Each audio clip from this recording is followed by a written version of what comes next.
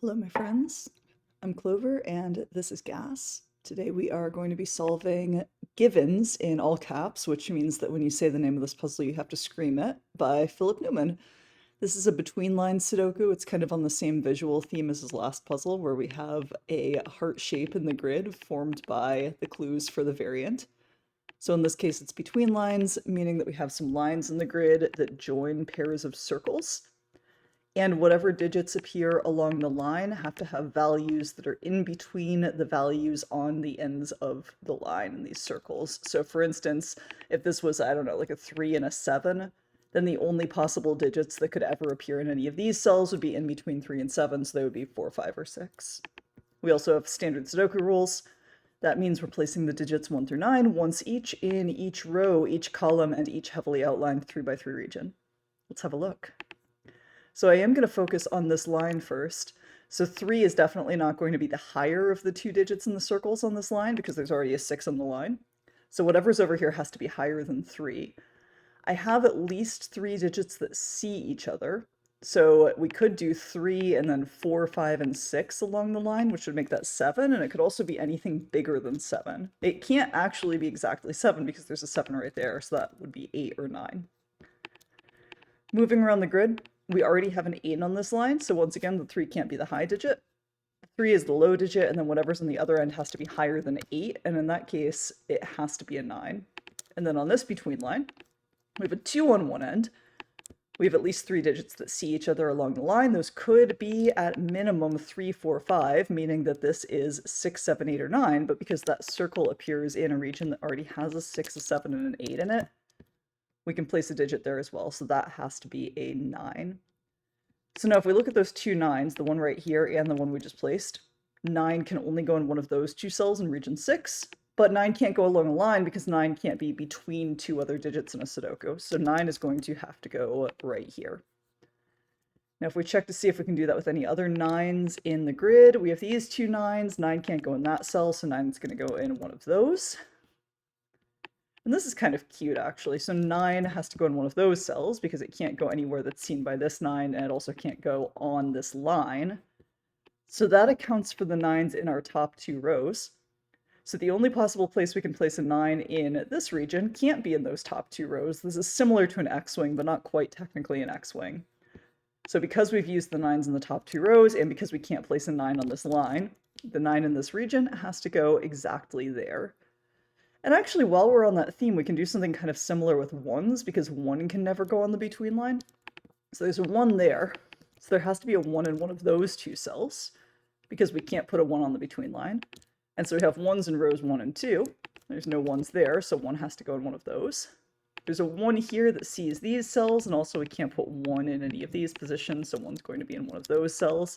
This isn't working out quite as neatly. Oh, but we have a 1 here, and then also we have a between line there, so 1 is going to have to go right there. That's the only possible position for 1 in that region. Therefore, there's not a 1 there, so there's a 1 there, and we can kind of bounce around and fill in a couple more 1s. That doesn't quite help us disambiguate this, though. Okay, so next place we're going here. Let's have a look. So we have two 2s here. Let's work our way up from the low end. So those see these cells. And then also we can't put a 2 along this kind of long between line because 2 is not in between 2 and 9. So 2 has to go there, which makes these guys a 3, 4, 5 triple, which isn't useful yet, but I will go ahead and leave that marked for the time being. Vertically here, to finish this column, I need a 4, a 5, and a 7, and there's already a 4 and 5 in this region, so we're going to make that a 7 and leave this as a 4, 5 pair. What else is starting to look restricted? So in this row, we need 3, 5, 6, and 7. Some of those are eliminated just by Sudoku, but not quite enough of them to really do anything with it yet. How about this row? So we need 3, 4, 5, and 7 again in this row. This cell can't be a 3, 4, or 5 by Sudoku, so that's going to be a 7, eliminating 7 from here. That can't be a 3 by Sudoku. And in fact, I'm noticing now that I have two 7s here and a 7 here, there's only one possible position for 7 in the middle region, meaning this is either 4, 5, or 6. One of these is going to have to be an 8. And now I know because I test solved this puzzle that you don't actually need this in order to solve it, but I'm going to point it out anyways because I think you guys are going to enjoy seeing this little Easter egg for those of you who are watching the solve video instead of solving it yourself, or in conjunction with solving it yourself. So check this out. We have two positions for the 8 here, and if you look at the end of this between line, if the 8 were to go here, this would have to be a 9 because it would have to be bigger than 8 in order to work as a between line. But if the 8 were to go here, this would still have to be a 9 because by Sudoku we'd be eliminating 8 from that position. So no matter which of these cells the 8 goes in, and I can tell you from having test solved this that you do eventually end up just disambiguating that through normal Sudoku, so you don't have to do this little magic trick this early in the solve, but you can. No matter which one of these two cells the 8 goes in, this will in fact end up being a 9. Which I don't think ends up being remotely useful, because it doesn't tell us anything about where 9's going to go, and it doesn't help us disambiguate the position of that 8. I just thought that was kind of cute, and I wanted to share it with you, so thank you for humoring me on that one. Alright, we have two 2's here. So we have a hidden 2 in this region. We need to place a 1 and a 3 in this region as well. We have a 1 and a 3 here. Let's focus on the 3. So 3 can't go in these cells, 3 also can't go in those cells, 3 can't go in taken cells, and 3 can't be on the between line, so 3 goes right there. So that's the remaining position for our 1. These are some combination of 4, 5, and 6, and that's not going to be a 5. We now have a 4, 5, 6 triple here, which places an 8 into the cell. Now, what do we look at next? In this region, this one's starting to look kind of full. We need a 1, a 2, a 6, and an 8. That can't be a 1. That can't be an 8. These can't be 2's. That also can't be a 1. I don't think that's going to take care of anything for me. Those are some combination of 2, 4, 6, and 8 to finish out the row. And same with these, actually. So in this row, I have all 5 of my odd digits represented already, so I only need even digits still. That can't be a 2 because 2 is not between 3 and 9. Okay, that also can't be a 2, and that can't be a 2 because of the 2 and 9 between line. So that's going to be my 2 in the row. This can't be a 4 because I have a 4, 5 pair already. These are some combo of 3, 6, and 8. If you look vertically, that's how I'm going to finish out the column. And that gives me this 3, 6, 8 triple here, which tells me that the last 2 digits in the region are 7 and 9. Okay. Vertically, I need 4, 5, 6, and 7. I already have a 1, which allows me to place a 1 here. That can't be an 8 because there is an 8 in the region. Those are 4, 5, or 6 by Sudoku. My 2 in this region has to go in one of those 2 positions by Sudoku. I kind of strongly suspect that there's something that can be done with between lines at this point that I'm not fully appreciating. Where does 3 go in this region? So it can't go on its own line, it can't go in that cell, and it can't go in that cell because it's seen by that 3, therefore it's in one of those 2. And that actually makes this a 3, 9 pair, which forces 2 out of those cells and places it here.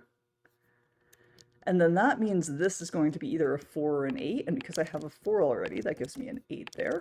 So there's an 8, and there's a 4. I can eliminate 4 and 8 from those 2 cells. So these now are 2, 5, 6, and 7. And that's not going to be a 2. Vertically here, I need 3, 5, and 6 to finish the column, and the only position in there for a 3 is going to be right there. This can't be a 7 by Sudoku. This is a naked 1, actually, because the only possible digits it can be in this row are 1, 2, 5, and 6. Those are the only cells that are yet to be filled, and I've used 2, 5, and 6 here, so I can place a 1. That's not a 2, so that's a 4 or an 8. And we should be at the point of just being able to do Sudoku. So that means I just have to spot what we're working with next. Let's figure it out. Okay, let's see. 7 and 9, I have a 2, 6, and an 8. That's the only position there for a 1. So I'm going to go ahead and place my 1 there. 4 and 8, 5 and 6. That can't be a 6. This can't be an 8 because there's an 8 in the row, so that's my 3. That should be what unlocks this. And at this point, it ought to just be classic Sudoku. That's the only remaining position for a 6 in that region. And that's a 3 or a 5, okay. I've used my 8, so 8's going to go right there. And that places a 4 here.